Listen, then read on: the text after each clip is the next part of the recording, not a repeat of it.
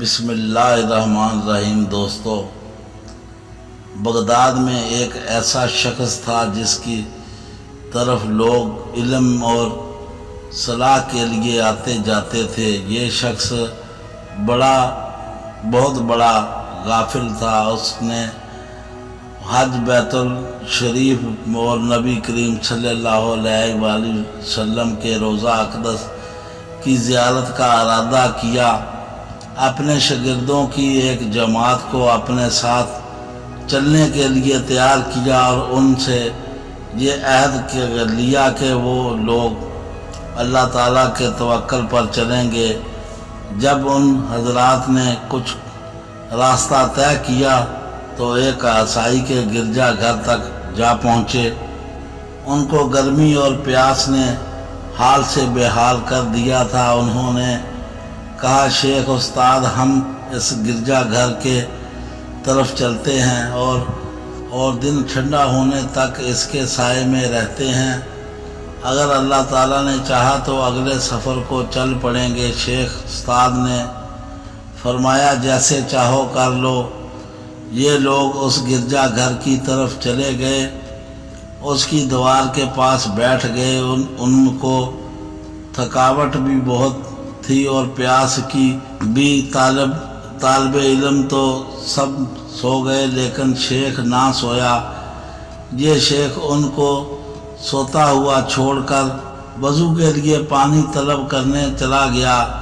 اس نے جب سر اٹھایا تو اسے ایک کمسن عورت کو دیکھا، گویا کہ وہ نکلنے والی سورج کی طرح خوبصورت ہے۔ جب شیخ نے اس کو دیکھا تو ابلیس نے اس کے دل میں بٹھا دیا۔ وہ وضو کو بھی بھول گئے اور پانی کو بھی۔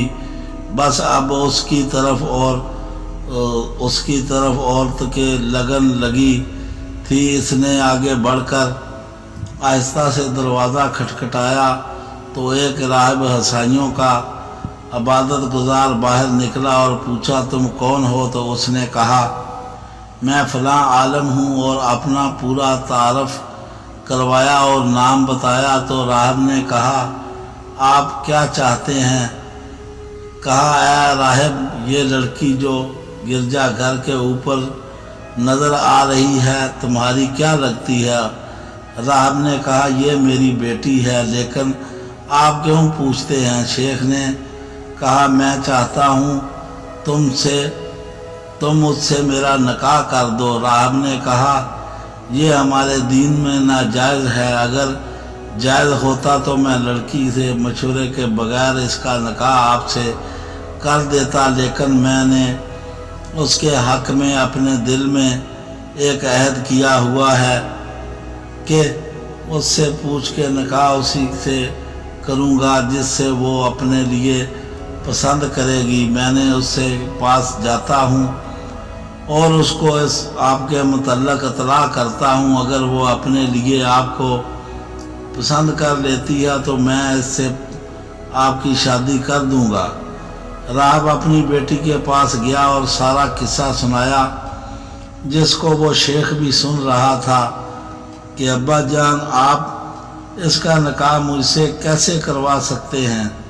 میں عیسائیت میں ہوں اور وہ دین اسلام پر ہے۔ اس کی یہ خواہش کبھی پوری نہیں ہو سکتی۔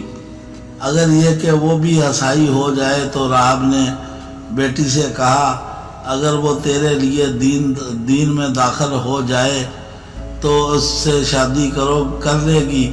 اس نے کہا، کر لوں گی۔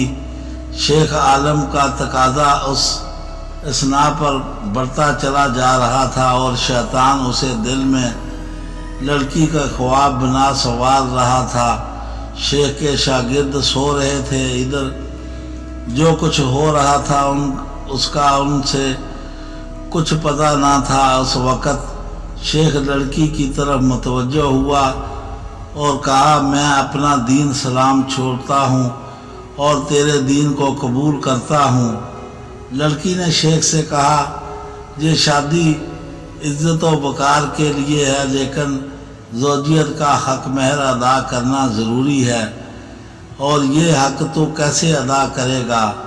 میرا خیال ہے تو ایک فقیر آدمی ہے، بہرحال میں اپنے حق میں تم سے مطالبہ کرتی ہوں کہ ان جانوروں کو 1 سال تک چراؤ گے اور یہ میرا حق مہر ہوگا۔ شیخ نے کہا درست ہے، یہ تیرا حق ہے، لیکن میرے ایک شرط ہے کہ تو میرے سامنے اپنا چہرہ نہیں چھپائے گی تاکہ میں صبح و شام دیکھ سکوں۔ لڑکی نے کہا ٹھیک ہے۔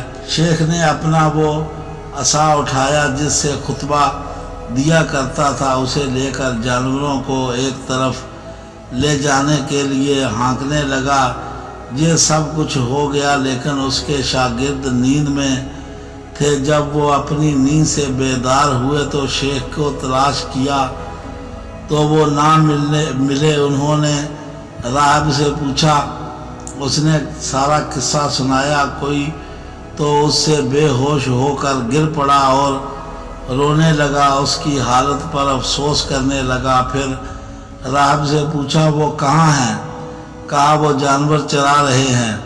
تو شاگرد اس کی طرف چل دیے اور استاد کو اپنے اس عصا کے ٹیک لگائے ہوئے دیکھا جس سے وہ خطبہ دیتا تھا۔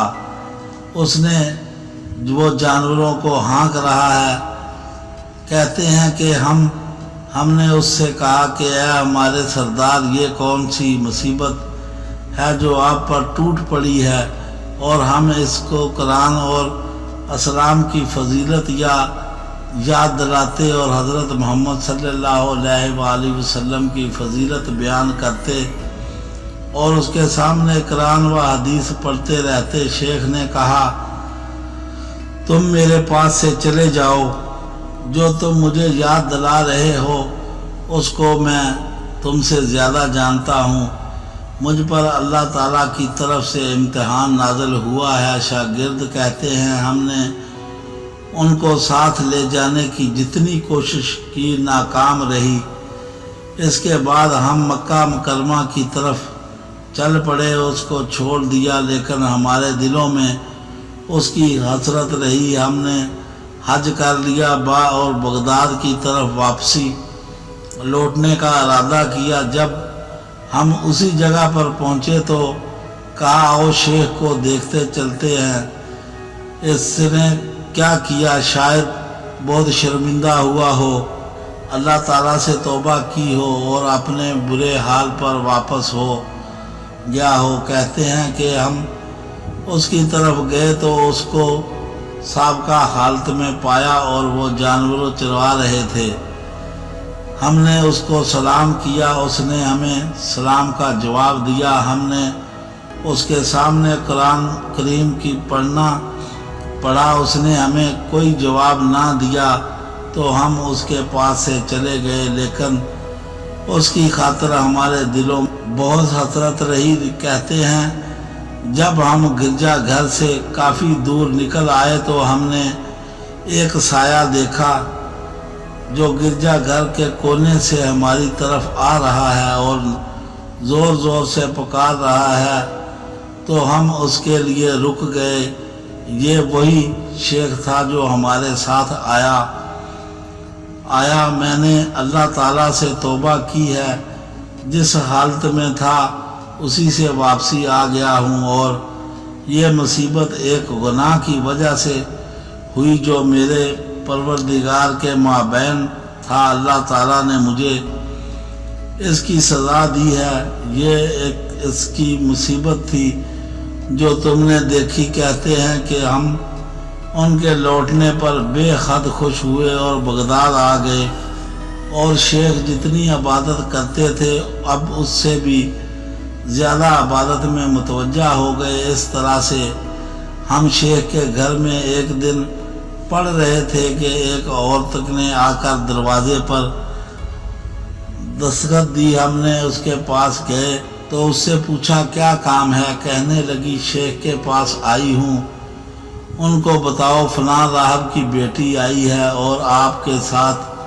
ہاتھ پر سلام قبول کرنا چاہتی ہے۔ تو شیخ نے ان کو اندر آنے کی اجازت دے دی۔ جب وہ گھر کے اندر آئی تو شیخ نے کہا اے میرے سردار، میں اس لیے آئی ہوں کہ آپ کے ہاتھ پر سلام قبول کروں۔ شیخ نے پوچھا اس کی کیا وجہ ہے؟ کہنے لگی جب آپ مجھے چھوڑ کر آئے تھے تو مجھ پر نیند نے غلبہ کیا تو میں سو گئی اور میں نے خواب میں حضرت علی ابن ابی طالب رضی اللہ تعالی عنہ کو دیکھا۔ وہ کہہ رہے تھے کہ حضرت محمد صلی اللہ علیہ وآلہ وسلم کے دین کے علاوہ کوئی دین سچا نہیں ہے۔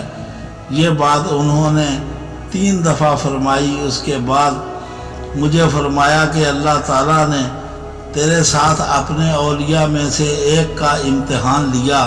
میں اس وجہ سے آپ کے پاس آئی ہوں اور آپ کے سامنے حاضر ہوں۔ میں کلمہ پڑھتی ہوں اور وہ بزرگ اس سے بہت خوش ہوئے کہ اللہ تعالیٰ نے میرے ہاتھ اس کے اسلام قبول کرنے کا احسان فرمایا اور اس کو اللہ کے حکم اور رسول اللہ صلی اللہ علیہ وآلہ وسلم کے طریقہ سلام پر بیوی بنا دیا۔ شاگرد کہتے ہیں پھر ہم نے شیخ سے اس گناہ کی متعلق پوچھا جو ان سے اللہ تعالیٰ نے کی بارگاہ میں سرزد ہوا تھا۔ شیخ نے بتایا کہ میں ایک دن کسی گلی میں گزر رہا تھا تو ایک نصرانی مجھے چمٹ گیا۔ میں نے اس سے کہا تجھ پر اللہ کی لعنت ہو، مجھ سے وہ دور ہو جا۔ تو اس نے کہا مجھ پر اللہ کی لعنت کیوں ہو؟ میں نے کہا اس لیے کہ تم سے بہتر ہوں، یعنی میں مسلمان ہوں اور تو کافر ہے۔ تم نصرانی عیسائی میری طرف متوجہ ہو کر کہا تمہیں کس نے بتایا کہ تم مجھ سے بہتر ہو؟ تمہیں علم ہے کہ اللہ کے ہاں کیا منظور ہے جو تم یہ بات کہہ رہے ہو؟ اس شخص کے متعلق مجھے بعد میں علم ہوا کہ وہ مسلمان ہو گیا ہے اور بہترین طریقے سے اسلام پر عمل کر رہا ہے اور خوب عبادت کر رہا ہے۔ اس بات کی وجہ سے اللہ تعالیٰ نے مجھے تمخادہ کی۔ جس کو تم نے دیکھا وہ آخر میں ہم سب دعا کرتے ہیں کہ اللہ تعالیٰ ہمیں امان والی زندگی عطا کرے، آمین ثم آمین۔ جزاک اللہ دوستو، ایسی ویڈیو دیکھنے کے لیے ہمارے ساتھ رہیے، ہمارے چینل کو سبسکرائب کریں اور بیل آئیکن کا بٹن ضرور دبائیں۔ ہمیں دعاؤں میں یاد رکھیں۔ اللہ حافظ۔